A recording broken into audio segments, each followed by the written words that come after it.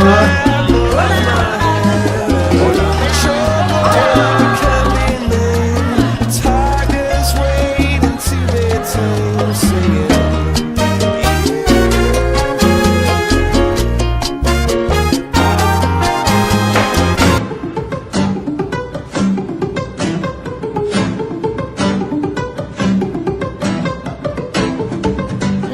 for me is all about the people who work here, that atmosphere that we create and give it to the customer, the taste of Spain.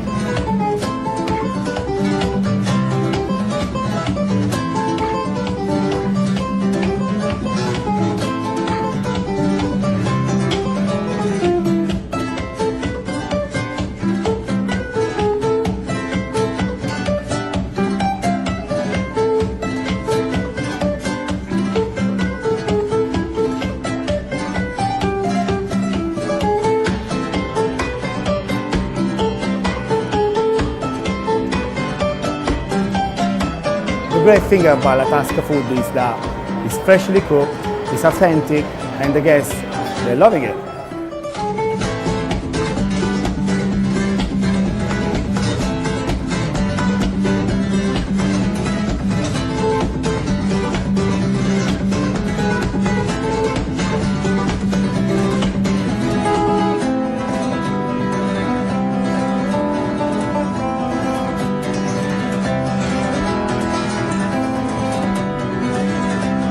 I believe they come here as well to try, apart from the food, what is a true Spanish service as well. That's what we get as a whole is the Spanish experience in LaTasca.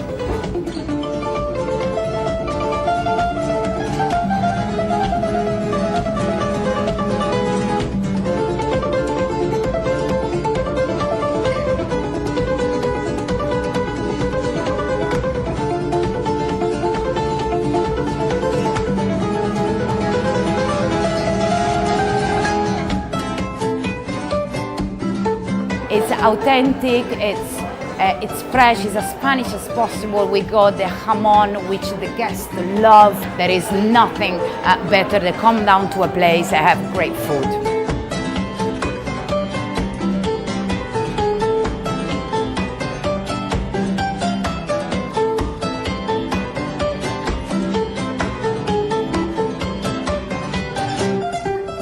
It is authentic. It's different and it gives you a nice vibe. The food's been really good, especially the paella. It's gone down really well and we've enjoyed our time here. And I definitely recommend it to someone else again. Love the chorizo, love the prawns. It's just great, really nice food. It's very relaxed. Pick what you want, eat, have some more of the thing you like most. And a bit of taste of Spain, love it. LaTasca is a really authentic Spanish restaurant. I think the food is amazing, and I've been to quite a few of the restaurants. What I like about it is that you've got that consistency, both in terms of people meeting you, greeting you, and the quality of food itself. It's excellent.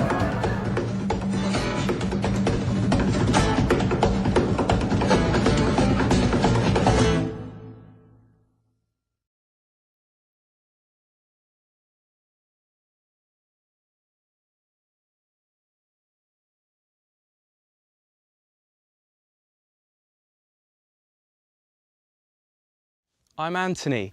I'm a chef who's really passionate about Spanish food. I'm in Spain to seek out the very best and traditional ingredients to be inspired to create some recipes that you can easily make at home.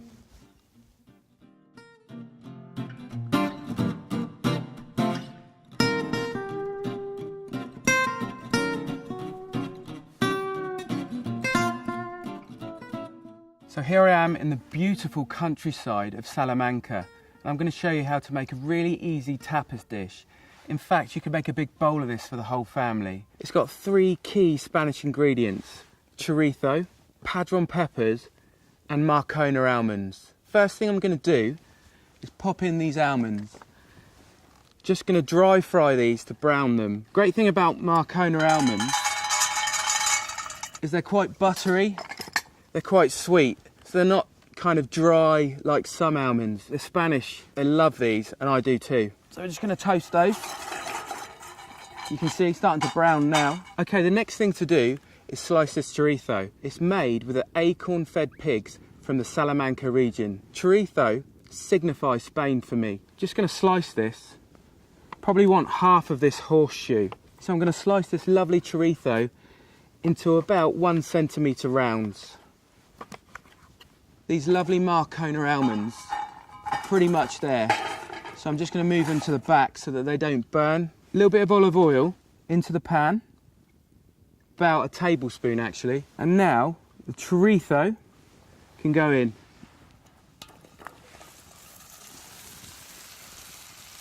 Okay, the chorizo won't take that long. Just looking to caramelise it. Chorizo's at its best when it's crunchy and crispy around the edges. And that paprika and the fat started to caramelise and get quite sticky and flavoursome. So while that chorizo's cooking, we can get the padron peppers in. So let's add in a good couple of handfuls of padron peppers. Give them a little stir. Want to make sure there's some space in the pan so that these padrons can start to blister and bubble up. The traditional way for cooking padron peppers is just olive oil, a really hot pan, add the padrons, turn the pan down slightly and just leave them for about 2 minutes on each side so they go quite black. Some people think they're burnt. They're not burnt. That's the whole characteristic. That's what you want from a padron pepper. You want it to be crunchy on the outside, soft on the eat, and that's what we're after. Almost there, maybe another minute or so. The pimenton and the garlic's going to start to go into the skin of the padron peppers and just take it into a new direction. So let's just give this pan a good shake so that lovely oil being released from this gorgeous chorizo can mix through all of these beautiful padron peppers. In with the almonds, black pepper, we've got some really nice sea salt here, good couple of pinches, and we're ready to serve. Okay, let's get it out onto this plate. That is absolutely gorgeous. Last couple of things before I can tuck in and enjoy. Some lemon zest. This is going to add some zingy freshness to this, you know, to balance out the heaviness from this chorizo. And of course, a pinch of salt.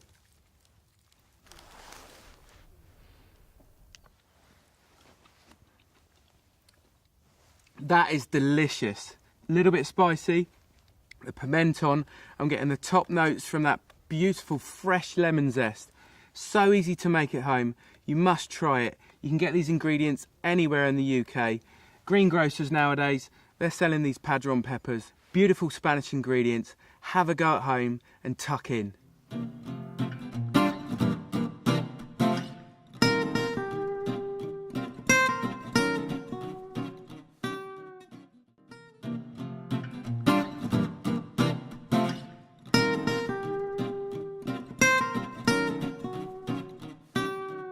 Here we are in Extremadura, in the beautiful countryside. It's autumn right now and we've just picked these peppers. In fact, these are the peppers, the chili peppers that go into the sweet pimenton de la vera that we buy from a company called LaTasca. And in fact, being in this beautiful surrounding, it's made me inspired to do a really nice recipe, crunchy salad, what I've called the LaTasca salad. Okay, so the first thing we're going to do is sort out these chicory. And these just pop off relatively easy. Just going to pull all these leaves off so they're separate. When it gets to the core like this, I normally just chop this into little rounds as well. 2 of these chicory should be enough for 2 people. So we've got radish, a nice bittersweet flavour. Just roughly chop the radish. So basically you just need about a handful of radish. And then the best thing to do now is just grab this, put it into the bowl, ready for the next stage. So that's fine. The next job, clementine. Just going to peel this. These are pretty ripe, so you can use your fingers just to peel it around, old school style. Works really well. And then rather than just segment these, I think what's really quite nice is just to cut them straight through. So we're going to need 2 of these. These are going to add a little bit of sunshine, a little bit of sweetness, some great colour. and also a taste of Extremadura. So the next thing is the chili, the all-important chili. Just going to chop this.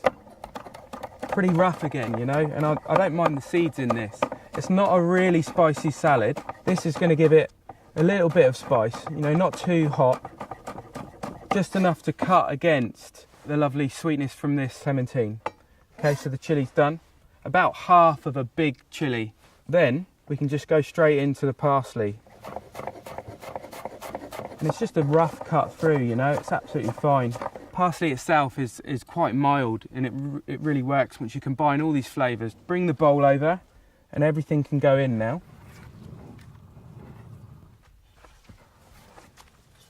Going to put a couple of tablespoons of extra virgin olive oil. This olive oil is from Extremadura. It's the real deal, it's the first harvest. A little bit of Pedro Jimenez sherry vinegar. You could use balsamic vinegar. I like to use the Pedro Jimenez because it's really sweet. You know, we've got acidity in there from the clementines. I'm going to put a little bit of lemon juice in a minute. We don't need that much acidity. We'd rather have a bit of sweetness. So that's about 1 tablespoon. Just going to pop that to the side.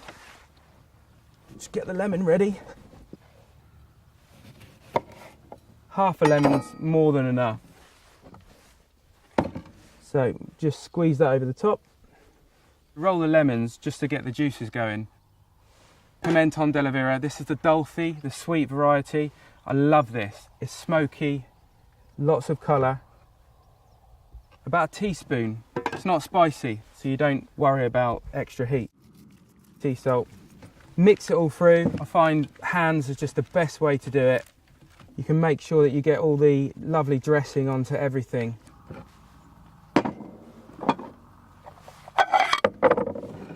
Okay, great, now it's time just to build it. There's no real science in this, just go with the flow really.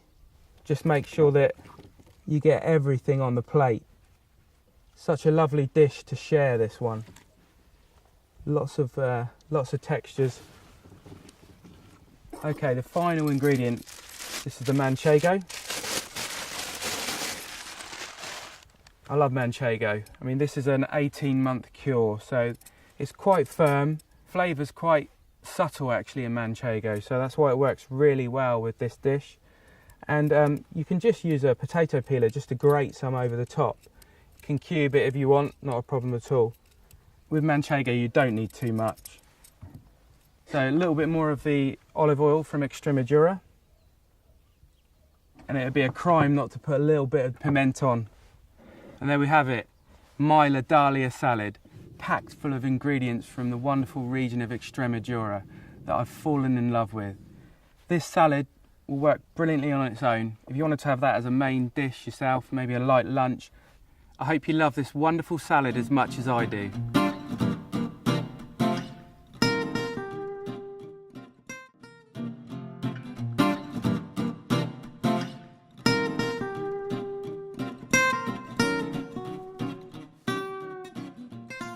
We're here in this beautiful setting. I'm here with Simon, his mother and father. We're in the Dacia right now. Behind us are the Iberico pigs. Simon, can you tell me about these Iberico pigs? Importantly, how many have you got around here right now? Now we have here 150 pigs, and it's a natural environment, natural foods, and I have around here and another areas of near Salamanca and other dehesas, around 1,000 more pigs. What is it about these pigs that makes them so special? The difference is the natural foods, like the acorns. You can see all the trees completely with this food.